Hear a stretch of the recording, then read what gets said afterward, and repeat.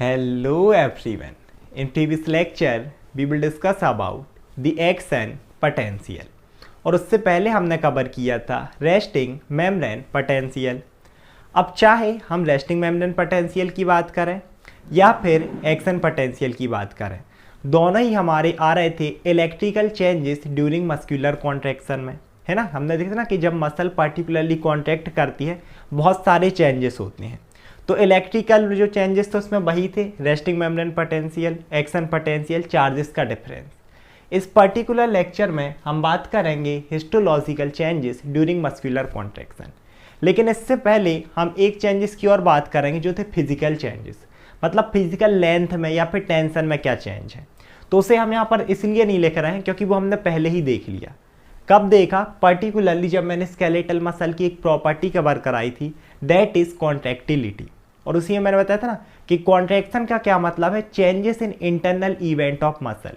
Muscle के अंदर क्या चेंजेस हैं। अब दो चीज में हो रहे थे, या तो वो टेंशन में हो सकता था या फिर लेंथ में हो सकता था, है ना। और उसी हिसाब से हमने मसल कॉन्ट्रैक्शन को दो टाइप में क्लासिफाइड किया था। एक था आइसोटोनिक जिसमें टोन सेम थी, जैसे सिंपल फ्लेक्शन ऑफ एल्बो हम कर रहे हैं, टोन सेम है हर बार लेकिन लेंथ चेंज हो रही है। एक था आइसोमेट्रिक जिसमें लेंथ सेम थी, जैसे मैं किसी भी चीज को खींच रहा हूं, है ना, इस तरीके से लेंथ हमेशा सेम रहेगी लेकिन टेंशन धीरे धीरे इंक्रीज हो जाएगी। तो लेंथ सेम है तो आइसोमेट्रिक, लेंथ सेम है लेकिन टेंशन इंक्रीज होगी। तो फिजिकल में पर्टिकुलरली वो दोनों ही आते हैं, इसलिए मैं उसे अलग से नहीं करवा रहा। अब हम बात करते हैं आज के टॉपिक की, दैट इज हिस्टोलॉजिकल चेंजेस। तो हिस्टोलॉजी, है ना, आपने हिस्टोलॉजी सुना होगा, हिस्टोलॉजिकल, ये पूरा आप रिलेटेड, आप बोल सकते हो टिश्यू से रिलेटेड, है ना, कि जो टिश्यू है वो किस चीज़ से मिलकर बना है। तो यहीं पर हम देखेंगे मसल टिश्यू में एक्चुअल में क्या चेंज हो रहे हैं, जो इसकी कॉम्पोनेंट्स हैं। इसमें मेनली हमें देखना है दो चीज़ें। सबसे फर्स्ट है एक्टोमायोसिन कॉम्प्लेक्स और दूसरा रहेगा हमारा molecular basis of muscular contraction. क्योंकि मैंने सार्बो वाला हमने वीडियो देखा था, सार्कोटिब्युलर सिस्टम, उसमें मैंने बताया भी था कि जब हम पूरी मसल देखेंगे ना एक्चुअल में कॉन्ट्रैक्शन, वहां पर एक चीज आती ही आती है कि एक्टोमायोसिन कॉम्प्लेक्स। इस चीज को हम समझते हैं। वैसे तो स्ट्रक्चर वाली वीडियो हमने पहले समझा है, आपने नहीं देखा तो एक बार इसके स्ट्रक्चर वाली वीडियो देख लें, मायोफाइब्रिल के स्ट्रक्चर, साथ ही साथ सार्कोमियर का, क्योंकि वो बहुत जरूरी है। अब पर्टिकुलरली अगर मैं ये दोनों डायग्राम बनाऊंगा, अगर हम किसी भी एक की बात करें तो ये पूरा एक सार्कोमियर है, जिसे हम बोलते हैं स्केलेटल मसल की बेसिक यूनिट, फंक्शनल और स्ट्रक्चरल। और उसी में हमने देखा था किस चीज से मिलकर बनी होती है। इसमें आता है आपका हाफ लाइट बैंड, इस साइड आएगा ये half light band, same S यहाँ पर फिर से आएगा ये जो ब्लू वाला, ये है हाफ लाइट बैंड, इसे हम लाइट बैंड बोलते हैं, है ना। और इसके बाद यहाँ पर ये जो दिख रहा है, जो देखो ये डार्क है ना, एक टाइप से थिक बैंड आप बोल सकते हो रेड में, इसे बोला जाता है डार्क बैंड। तो डार्क बैंड फुल है, एक full dark band, half I band, half I band, ये तीनों मिलकर बनाते हैं आपका एक सार्कोमियर। अब पर्टिकुलरली अगर हम रिलैक्सिंग वाली कंडीशन देखें, उस टाइम पर क्या होता है, in relaxed state of muscle the thin actin filaments from opposite end of sarcomere are away from each other. ये चीज क्या करा, बहुत इसी में हम समझते हैं। एक्चुअल में जो डार्क बैंड है एक इससे मिलकर बना था मायोसिन फिलामेंट से, कुछ इस तरीके से, इस तरीके से फिलामेंट निकलते हैं दोनों साइड। और ये जो लाइट बैंड है ये आपका किससे मिलकर बना रहता है, एक्टिन फिलामेंट से, इस तरीके से, ठीक है। ऐसे ये चारों पूरे चारों तरफ से निकलते, एकदम 3D स्ट्रक्चर नहीं है, इस तरीके से। ये एक्टिन है, ये एक्टिन है, ये एक्टिन है। तो देखो नॉर्मल कंडीशन में क्या हो रहा है, सार्कोमियर एक है, बस उसके दो ऑपोजिट एंड है, एक राइट वाला एक लेफ्ट वाला।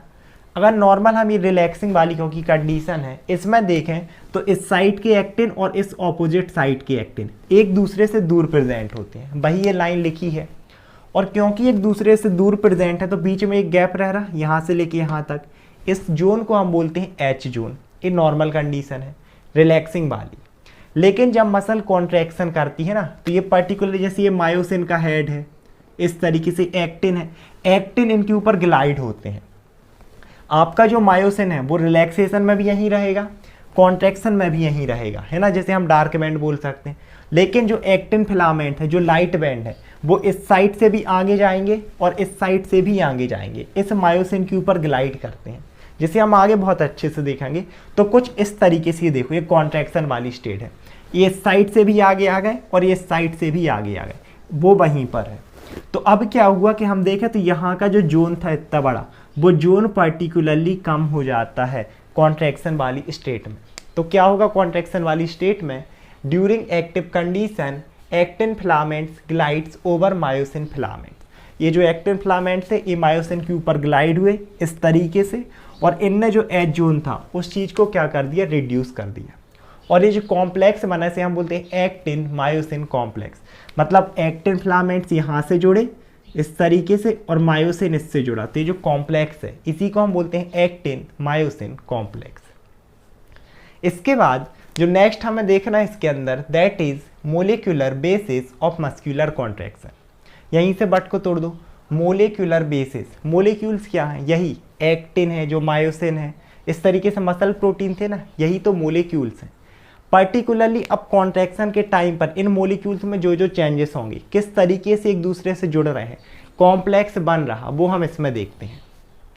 सो it is the molecular mechanism is responsible for the formation of actin myosin complex. एक ऐसा कॉम्प्लेक्स जैसे कि मैंने बताया कि जिसकी वजह से दोनों जुड़ेंगे एक्टिन और मायोसिन, उसे हम बोलेंगे एक्टो मायोसिन कॉम्प्लेक्स, और वो रिजल्ट करता है आपके पर्टिकुलरली इस मस्कुलर कॉन्ट्रैक्शन में।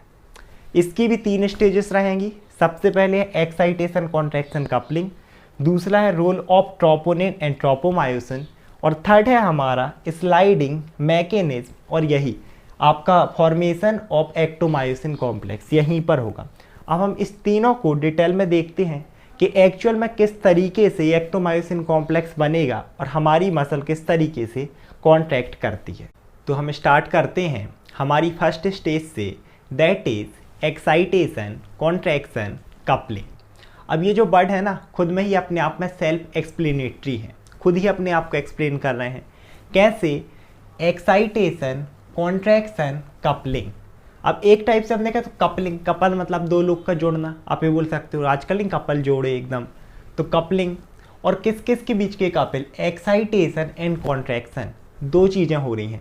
पहली चीज़ हो रही है एक्साइटेशन, स्केलेटल मसल की एक प्रॉपर्टी है, मतलब स्टिमुलस को रिस्पॉन्स देना, और कॉन्ट्रैक्शन वो भी इसी की एक प्रॉपर्टी है, जिसमें मसल कॉन्ट्रैक्ट होगी। तो इन दोनों के बीच की प्रोसेस, जब मसल एक्साइट हुई है वहाँ से लेकर जब मसल ने कॉन्ट्रैक्शन शो किया है, इसी प्रोसेस को बोला जाता है excitation contraction coupling. So it is defined as the process that occurs between the excitation and contraction of muscle. इस तरीके से इसके बाद अगर हम आगे देखें तो इसकी स्टेट हम ना अब क्या देखेंगे, खुद इसके अंदर की स्टेजेस कि पर्टिकुलरली अब जैसे ही मसल क्या हुई, एक्साइट हुई स्टिमुलस के थ्रू। और एक चीज़ और मैं बताऊं, मसल कभी भी डायरेक्ट एक्साइट नहीं होती स्टिमुलस के थ्रू। जब भी हम स्टिमुलस देते हैं, मैंने पहले ही बताया, वो सिग्नल नर्व रिसीव करती हैं, उसके बाद पर्टिकुलरली नर्व सिग्नल्स भेजती हैं मसल को, तभी मसल एक्साइट होती है। Without nerve signals muscle excite नहीं होती। तो यहीं पे अब हम इनकी स्टेजेस देखेंगे कि एक्चुअल में जब पर्टिकुलरली इसी नर्व ने, क्योंकि अब हम बोल सकते हैं कि नर्व ही एक टाइप का स्टिमुलस है, तो नर्व पर्टिकुलरली जब यहाँ पर सिग्नल भेजेगी, मीन्स आपकी मसल को एक्साइट करेगी, उससे लेकर कहाँ तक, जब आपकी मसल कॉन्ट्रैक्ट होगी, यहाँ पर बहुत सारी एक्टिविटीज़ होती हैं। आप बोल सकते हो बहुत सारे इवेंट्स होते हैं, तो आप इवेंट्स बोल लो, एक्टिविटीज़ बोल लो, या फिर बोल लो स्टेजेस। यहाँ पर स्टेट्स है, आप इसे बोल सकते हो स्टेजेस, कि क्या क्या स्टेजेस होती हैं, क्या क्या इवेंट्स होंगे। तो यहीं से स्टार्ट करेंगे स्टिमुलस से, और स्टिमुलस मैंने बता दिया एक टाइप से नर्व भी आपकी मसल के लिए स्टिमुलस है, क्योंकि वही सिग्नल भेजेगी। तो सबसे पहले जैसे मैंने सार्कोट्यूबुलर सिस्टम में बहुत अच्छे से एक्सप्लेन किया है, जिसने वीडियो देखा है तो बहुत अच्छी बात है, एकदम ये तो पहले से ही मन में भरा होगा, है ना, बस यहाँ रिवीजन हो जाएगा। जिसने नहीं देखा उसे भी आराम से समझ में आ जाएगा। सबसे पहले यह है हमारे पास एक नर्व, मछली मत समझना, मछली ऐसे नहीं समझ लो कि हाँ ये तो मछली बनी है, ये है आपकी नर्व। इसने क्या किया, इस तरीके से यहाँ से सिग्नल्स भेजे, क्योंकि मसल को कॉन्टैक्ट कराना है, मोटर सिग्नल, और वो सिग्नल गए आपकी मसल के पास। ये पूरी एक बड़ी मसल सेल है। तो the nerve signals passes from nerve to muscle, और किसके थ्रू, न्यूरो मस्क्यूलर जंक्शन। यहीं पर आते हैं, मैंने बताया था ना उस दिन भी, न्यूरो मस्क्यूलर जंक्शन। वैसे हम इसे नेक्स्ट लेक्चर में डिटेल में कवर करेंगे। तो देखो बट को ही तोड़ो, न्यूरो मतलब न्यूरॉन या नर्व, मस्क्यूलर मीन्स मसल, और जंक्शन का मतलब होता है जॉइंट या जंक्शन, जबलपुर जंक्शन, ये जंक्शन, वो जंक्शन। तो इन दोनों के बीच का जंक्शन नर्व और मसल, उसी को हम बोलते हैं न्यूरोमस्क्यूलर जंक्शन। तो ये जो बना ना दोनों के बीच के एक जंक्शन, यही है न्यूरोमस्क्यूलर जंक्शन। और देखो न्यूरो पहले आ रहा, मतलब इम्पल्स जाती है न्यूरॉन से, कहाँ, मसल को, दैट्स वाई न्यूरोमस्क्यूलर जंक्शन। तो the impulses passes from nerve to muscle through neuromuscular junction. जैसे ही इम्पल्सन यहाँ पर मसल को रीच करेगी पर्टिकुलरली, अब इस पे यहाँ पर प्रोड्यूस हो जाता है action potential. Action potential produce हुआ, जनरेट हुआ, और एक्शन पोटेंशियल क्या, electrical changes during active condition, मतलब यहाँ पर आपकी मसल है ना वो एक्साइट हो चुकी है, स्टूमुलेटेड हो चुकी है। तो यहाँ पर क्या हो जाएगा, मसल स्टूमुलेटेड, या फिर आप बोल सकते हो एक्शन पोटेंशियल जनरेट इन मसल फाइबर। अब एक्शन पोटेंशियल क्या हुआ है, जनरेट हो गया है, और मेनली तो पहले यहीं पर बस जनरेट होगा पर्टिकुलरली इस पार्ट में। उसके बाद धीरे धीरे जो एक्शन पोटेंशियल है पूरी सार्कोलेमा में, all over the sarcolemma. Sarcolemma क्या मैंने पहले ही बताया था, covering of muscle cell. Sarco जो वर्ड है ना वो पूरा स्केलेटल मसल से रिलेटेड है, और लेमा मतलब होता है कवरिंग। तो पूरी आपकी जो सार्कोलेमा है ना, यहाँ पर एक्शन पोटेंशियल, सेम ऐसे साइट भी एक्शन पोटेंशियल, पूरी मेम्ब्रेन में आपका एक्शन पोटेंशियल क्या हो जाएगा, स्प्रेड हो जाएगा। एक तो सार्कोलेमा में, और साथ ही साथ यहीं से किस में जाएगा, टी टिब्यूल्स में। इस तरीके से यहाँ पर भी आ जाएगा आपका एक्शन पोटेंशियल। दो टाइप के टिब्यूल्स बताए थे मैंने, एक होता है टी टिब्यूल्स, ट्रांसवर्स टिब्यूल्स, और एक रहेंगे आपके एल टिब्यूल्स, इस तरीके से। तो ये ब्लैक में है आपका टी टिब्यूल्स, और ये जो ब्लू में है ये है आपके एल टिब्यूल्स। तो क्या हुआ, action potential generated in muscle cell, after that it spread over the sarcolemma as well as over the T tubules. तो कहाँ कहाँ गया, action potential spread over the sarcolemma and T tubules. यहीं से समझना, पूरा समझ आएगा। अब टी टिब्यूल्स के बाद पर्टिकुलरली यहाँ पर एक्शन पोटेंशियल आते आते इन टी टिब्यूल से किसके पास चला जाता है, ये चला जाता है इन एल टिब्यूल्स के पास, इस तरीके से, यहाँ से भी इस तरीके से, ये एल टिब्यूल्स है। So action potential passes from T tubules into the L tubules. कहाँ पर जाएंगे, the transmission of action potential from T tubules into the L tubules. वैसे यहाँ पर रिसेप्टर होते हैं, मैंने सार्कोट्यूबुलर सिस्टम में बहुत अच्छे से बताया है कि टी टिब्यूल में आपके डाईहाइड्रोपायरिडोन है ना, और एल टिब्यूल्स में राइनोडिन रिसेप्टर। अगर बहुत डिटेल में देखना है तो इससे पहले सार्कोट्यूबुलर सिस्टम वाला वीडियो आप लोग देख सकते हैं। तो यहाँ पर क्या हुआ, एक्शन पोटेंशियल टी टिब्यूल से एल टिब्यूल्स में ट्रांसमिट हो गया। अब जैसे ही एल टिब्यूल में एक्शन पोटेंशियल ट्रांसमिट हुआ, इस पर्टिकुलरली ये पूरा एल टिब्यूल से यहाँ से लेके यहाँ तक, लेकिन इसके जो मोटा वाला भाग है ना, इतना ये जो मोटा वाला भाग है, इन सब में इसे बोला जाता है सिस्टर्नी। अब ये जो सिस्टर्नी है, जैसे ही एक्शन पोटेंशियल आया ये भी एक्साइट हो जाएगी, ठीक है। अब जैसे ही एक्साइट हुई, नॉर्मल कंडीशन में क्या होता है, इसके अंदर प्रेजेंट होते हैं कैल्शियम आयन, इस तरीके से बहुत सारे कैल्शियम आयन इसके अंदर प्रेजेंट होते हैं। लेकिन जैसे ही एक्शन पोटेंशियल यहाँ पर आता है, ये एक्साइट होती है, इससे कैल्शियम आयन रिलीज हो जाते हैं इस पूरे सार्कोप्लाज्म में। यहाँ पर सब में क्या रिलीज हो जाएंगे, कैल्शियम आयन। अब एक और बोलोगे भैया नया वर्ड सार्कोप्लाज्म, तो सार्को मतलब फिर से स्केलेटल मसल, और प्लास मतलब फ्लूइड, ऐसा फ्लूइड जो इस मसल सेल के अंदर प्रेजेंट है। तो यहाँ तक क्या हो गया, कैल्शियम आयन रिलीज हो गए। The cisternae of L tubules are excite, calcium ion release from cisternae into the sarcoplasm. अब इस सार्कोप्लाज्म से पास होते होते आपके जो कैल्शियम आयन है वो कहाँ पर मूव करते हैं, एक्टिन फिलामेंट के पास, क्योंकि एक्टिन मायोसिन कॉम्प्लेक्स बनाना है ना, मैंने पहले ही बताया। तो ये क्या करेंगे, calcium ions moves from sarcoplasm to actin filament, और जैसे ये एक्टिन फिलामेंट्स के पास जाएंगे पर्टिकुलरली फिर वो करा देते हैं मसल का कॉन्ट्रैक्शन, और यहाँ पर आपकी वाली जो प्रोसेस है एक्साइटेशन कॉन्ट्रैक्शन कपलिंग, वो यहाँ पर कंप्लीट होती है। तो देखो हमने कहाँ से स्टार्ट किया था, स्टूमुलेशन से, जहाँ पर नर्व्स के सिग्नल आए थे, खत्म कहाँ पर किया, कॉन्ट्रैक्शन में। दैट्स वाई हम इस प्रोसेस को बोलते हैं एक्साइटेशन कॉन्ट्रैक्शन कपलिंग। अब एक्चुअल में ये कैसे एक्टिन फिलामेंट कॉन्ट्रैक्शन कर रहे हैं, वैसे तो मैंने उसी लेक्चर में बताया था सार्कोट्यूबुलर सिस्टम में, लेकिन इसकी जो नेक्स्ट स्टेज है ना उसमें हम अच्छे से पढ़ेंगे। तो ये पूरी प्रोसेस हुई एक्साइटेशन कॉन्ट्रैक्शन कपलिंग, क्योंकि किस किस के बीच हुई, एक्साइटेशन एंड कॉन्ट्रैक्शन के बीच। साथ ही साथ अब यहाँ पर अगर हम देखें तो सबसे इंपॉर्टेंट चीज़ यहाँ पर क्या थी, कैल्शियम आयन, क्योंकि अगर कैल्शियम आयन रिलीज ही नहीं होते तो ये कॉन्ट्रैक्शन ही नहीं होता। तो यहीं इसीलिए कैल्शियम को क्या बोला जाता है कि जो कैल्शियम आयन्स हैं वो पर्टिकुलरली इसका बेसिस फॉर्म करते हैं। Calcium ion forms the basis of excitation contraction coupling, यानी उनके बिना, कैल्शियम आयन के बिना ये वाली प्रोसेस नहीं हो सकती। अब हम देखते हैं next stage of molecular basis, that is role of troponin and tropomyosin.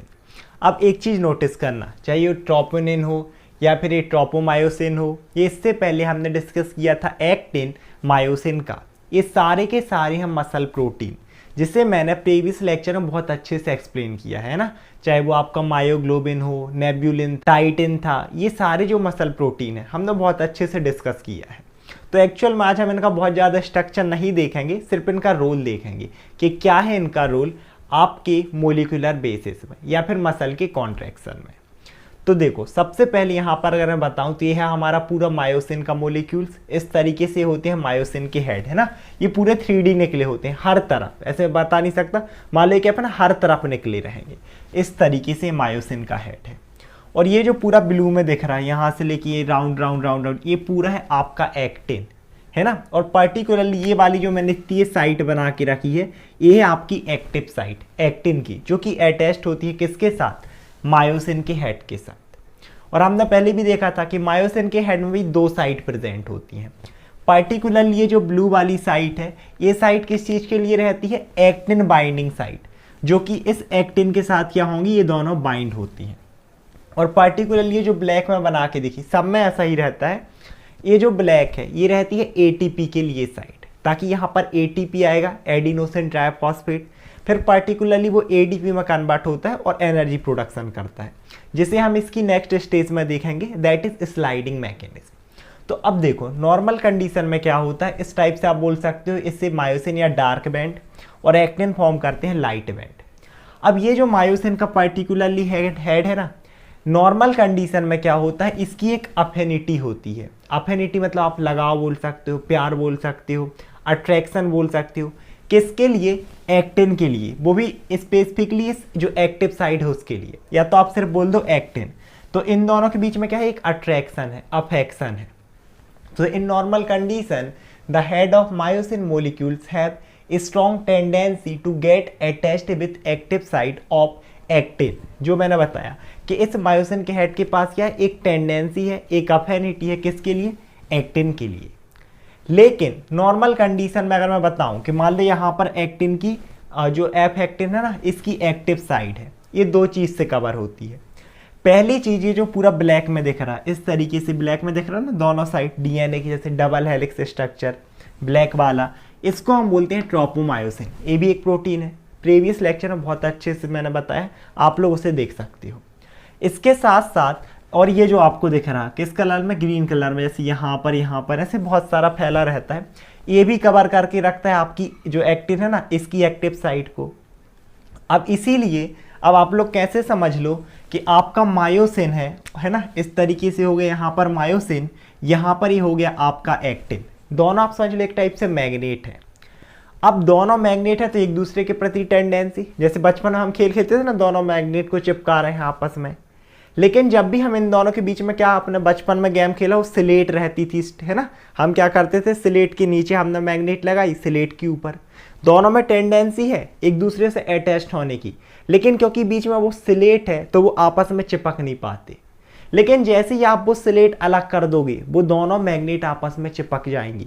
ऐसे ही यहाँ पर होगा एक्टिव कंडीशन में। नॉर्मल में तो क्या है, ये कवर है किस किस से, 2 प्रोटीन से, एक ये जो पूरा ब्लैक में दिख रहा है ट्रोपोमायोसिन, और एक ही आपको जो ग्रीन में दिख रहा है, इसे हम बोलते हैं ट्रोपोनिन। अब देखो, अब जब एक्टिव वाली कंडीशन थी ना, इससे पहले की स्टेज हमने देखी थी कि एक्साइटेशन कॉन्ट्रैक्शन कपलिंग, जिसमें पर्टिकुलरली क्या हुआ था, हमने देखा था कि कैल्शियम आयन रिलीज हुए थे सिस्टर्नी से। जैसे ही वो कैल्शियम आयन रिलीज होते हैं, हमने बोला था ना कि वो एक्टिन की साइट रहती है, वहां पर मूव करता है, तब वो किसके साथ बाइंड होते, इस ट्रोपोनिन के साथ। अब पर्टिकुलरली हमारा ये जो ट्रोपोनिन है ना, ट्रोपोनिन मोलिक्यूल्स, इसके पास 3 साइड होती हैं, या फिर आप बोल दो 3 यूनिट होती हैं। एक है सी जो होती है कैल्शियम के लिए, एक है आपकी आई जो पर्टिकुलरली यहाँ पर देखोगे इसके साथ अटैच्ड है खुद एक्टिन के साथ, और एक होती है यहाँ पट्टी, जो पर्टिकुलरली किसके साथ अटैच्ड होती है, इस ट्रोपोमायोसिन के साथ। तो क्या हुआ, जैसे ही सिस्टर्नी से, हमने देखा था ना एल ट्यूब्यूल्स की सिस्टर्नी से कैल्शियम आयन रिलीज होते हैं, और वो कैल्शियम आयन आके इसी यूनिट के साथ, कौन सी यूनिट के साथ, इस सी यूनिट के साथ बाइंड हो जाते हैं। और जैसे ही वो इस यूनिट के साथ बाइंड होंगे, यहाँ पर बहुत सारे चेंजेस होते हैं, कन्फर्मेशनल चेंजेस।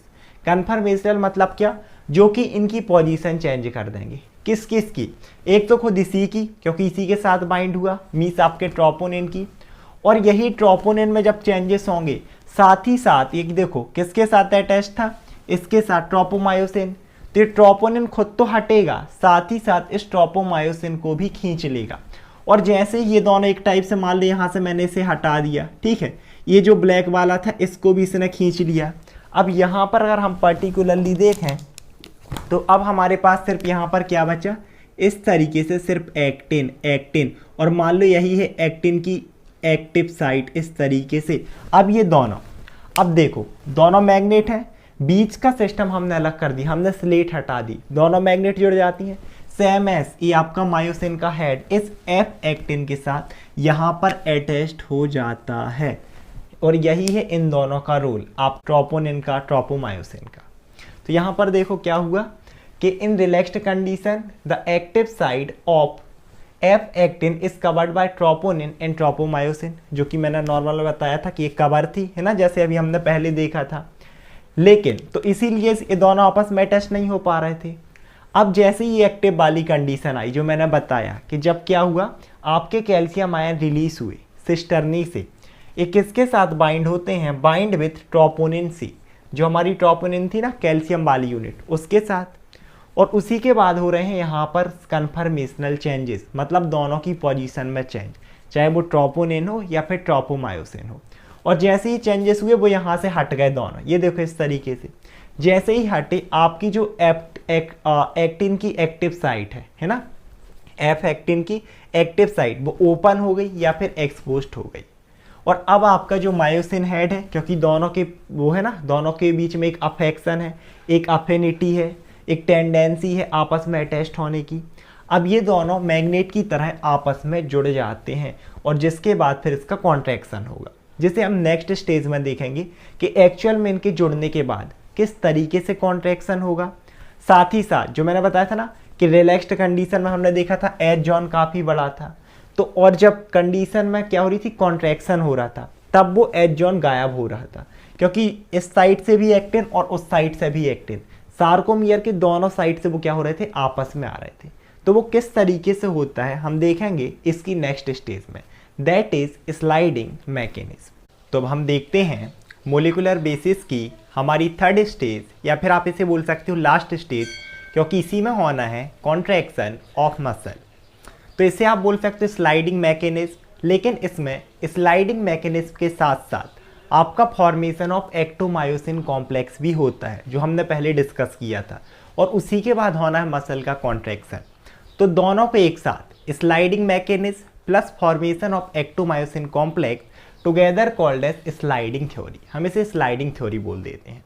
और इसी से इंडिकेट हो रहा है स्लाइडिंग थ्योरी, मतलब इसमें क्या होगी, स्लाइडिंग किसकी, एक्टिन फिलामेंट की ओवर दी मायोसिन, जो हमने पहले डिस्कस किया था। तो क्या होता है, it explain how actin filaments slide over the myosin and form actomyosin complex, है ना। इस तरीके से रहा हमारा मायोसिन मोलिक्यूल्स, ये रहे हमारे एक्टिन मोलिक्यूल्स। अब ये इस तरीके से जब अटैच्ड हो जाएंगे, है ना, तब क्या करेंगे, स्लाइड करेंगे, ग्लाइड करेंगे। इसी चीज को ये थ्योरी एक्सप्लेन करती है, और इसे हम बोलते हैं स्लाइडिंग थ्योरी। साथ ही साथ इसे दो नाम हम और देते हैं। पहला है racket theory, also called as racket theory. Racket theory क्यों, जैसे होता है ना फुद्दी बल्ला, रैकेट खेले होंगे, तो उसमें हम क्या करते हैं, इस तरीके से हमने रैकेट से जैसे ही हम क्या करते हैं, कॉक को, शटल कॉक को, या हिंदी में आप लोग बोलो फुद्दी को, है ना, फुद्दी, तो वो क्या करती है, आगे मूव करती है।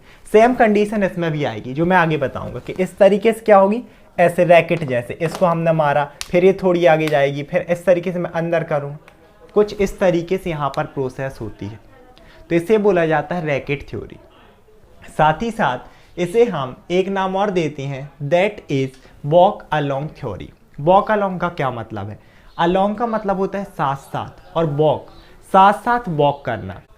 तो यहाँ पर क्या हो रहा है, जैसे ही आपका मायोसिन का हेड एक टाइप से कैसे रैकेट की तरह मूव हो रहा आगे की तरफ, जैसे देखो यहाँ के कंपेरिजन में यहाँ क्या आगे मूव हुआ, उसी टाइम पर उसके साथ साथ क्योंकि एक्टिन बाइंड है तो एक्टिन के मोलिक्यूल्स भी आगे जा रहे हैं। That's why walk along theory, मतलब दोनों एक साथ साथ वॉक कर रहे हैं और ये दोनों साइड से होगा, सार्कोमियर के दोनों एंड से। जैसे कि मैंने प्रीवियस में बताया था ना कि नॉर्मल कंडीशन में आपका एज जोन था, दोनों एक्टिन फिलामेंट्स के बीच में गैप था, लेकिन जब ये कॉन्ट्रैक्शन में होते हैं तो जैसे इस तरीके से ये मूव कर रहा, सेम इस हिसाब से भी मूव होते हुए ये दोनों आ जाते हैं एक दूसरे के पास, दोनों एक्टिन फिलामेंट ऑपोजिट साइड के, यहाँ तक कि ओवरलैप भी कर देते हैं एक दूसरे को। आगे देखें, यहाँ पर एक पॉइंट है important, that is power stroke. Power stroke क्या है? पावर स्ट्रोक का यही मतलब है कि नॉर्मल कंडीशन में अगर हम देखें, इसे हम बोल सकते हैं क्रॉस ब्रिज। ये जो है ना इस तरीके से जो मायोसिन आपके फिलामेंट से निकला है, इस पूरे को हम बोल देते हैं क्रॉस ब्रिज। अब एक क्रॉस ब्रिज में क्या क्या रहेगा? पहली चीज तो ये हेड हमें दिख रहा वो रहेगा जिसमें दो साइड थी। एक साइड रहती है एक्टिन की जो इसी से बाइंड है, इस तरीके से आप समझ सकते हो एक्टिन के लिए साइड है।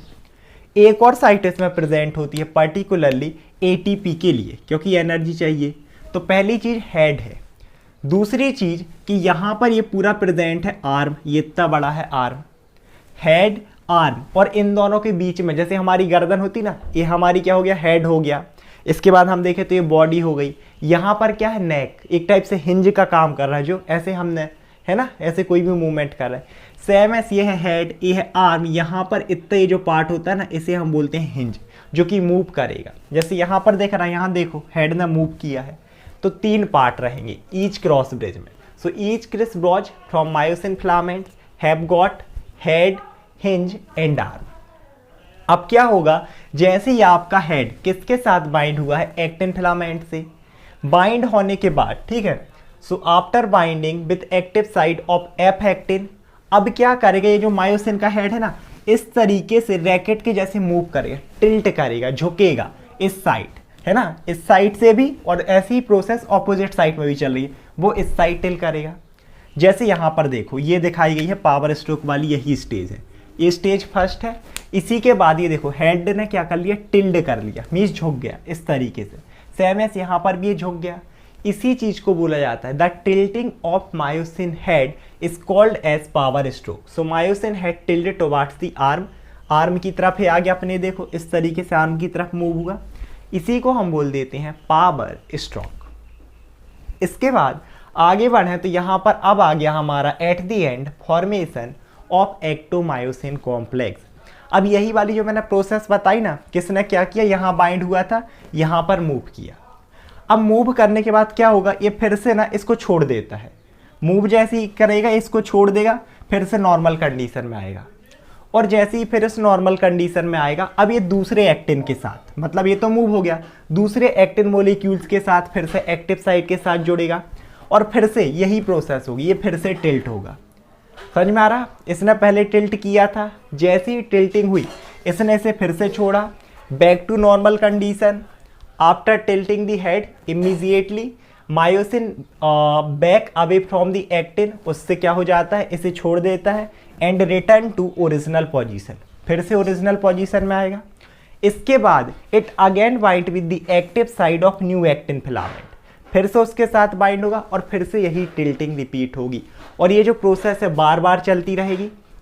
आपके राइट हाफ से भी सार्कोमियर के, सेम एस लेफ्ट हाफ से भी सार्कोमियर के। मैंने बताया था ना इस तरीके से हमने देखे थे कि ये मान लो बीच में डार्क बैंड प्रेजेंट थे इस तरीके से, ठीक है, ये डार्क बैंड थे, ये है हमारा पूरा एक सार्कोमियर, इस साइड से ये है लाइट बैंड, ठीक है। ये नॉर्मल कंडीशन थी, हमने देखा था, ये पूरा एज जोन हमारे पास था इतना बड़ा, यहाँ से लेके यहाँ तक, लेकिन इस साइड से भी क्योंकि मूव हो रहा, इस साइड से भी मूव हो रहा। नेक्स्ट स्टेज में एक्चुअल में क्या होता है, ये दोनों मूव करते करते ये देखो ये दोनों यहाँ पर क्या कर लेते हैं, एक्टिन फिलामेंट एक दूसरे के पास आ जाएंगे, यहाँ तक कि ओवरलैप कर लेंगे। तो मायोसिन वैसे ही है, लेकिन जो एक्टिन फिलामेंट है वो ऑपोजिट साइड से स्लाइड हो रहे हैं, ग्लाइड हो रहे हैं, एंड दे ओवरलैप भी कर रहे हैं, और यहीं पर हो जाता है कॉन्ट्रैक्शन, मीन्स एक इसमें रिजल्ट कर रहा। इसी प्रोसेस को हम बोलते हैं एक्टोमायोसिन कॉम्प्लेक्स। जब क्या हो रहा है, in this way the actin filaments of both and move towards the centre. ये देखो सार्कोमियर के दोनों एंड से राइट वाला लेफ्ट एक दूसरे की तरफ मूव कर रहे हैं। इसी चीज को हमने बोला है एक्टोमायोसिन कॉम्प्लेक्स। और यही कॉम्प्लेक्स एक्चुअल में अब क्या हो गई, आपकी मसल यहाँ कॉन्ट्रैक्ट कर चुकी है। Means it result in the contraction of muscle. इसके बाद एक और बहुत इंपॉर्टेंट चीज़ क्या है, जैसे कि मैंने यहाँ पर फिर से यहाँ पर आपको नोट करवाया कि भाई इसके पास दो साइड है हेड के पास। एक जो साइड है वो किस चीज़ के लिए प्रेजेंट है, आपकी एक्टिन के साथ बाइंड होने के लिए, और वहीं पर एनर्जी चाहिए ही चाहिए कोई भी काम हो। एक साइड है एटीपी के लिए। तो जब यहाँ पर पर्टिकुलर ये जो मूवमेंट हो रहा है ना, अगर हम देखें मसल का कॉन्ट्रैक्शन, उसके लिए भी हमें एनर्जी चाहिए होती है एटीपी के फॉर्म में, जो कि यहाँ पर यूटिलाइज होती है। इसके साथ साथ ये मसल कॉन्ट्रैक्शन हो गई। जब मसल पर्टिकुलरली रिलैक्सेशन करेगी, है ना, रिलैक्सेशन के लिए क्या होना चाहिए, फिर से आपका कैल्शियम वापस जाना चाहिए।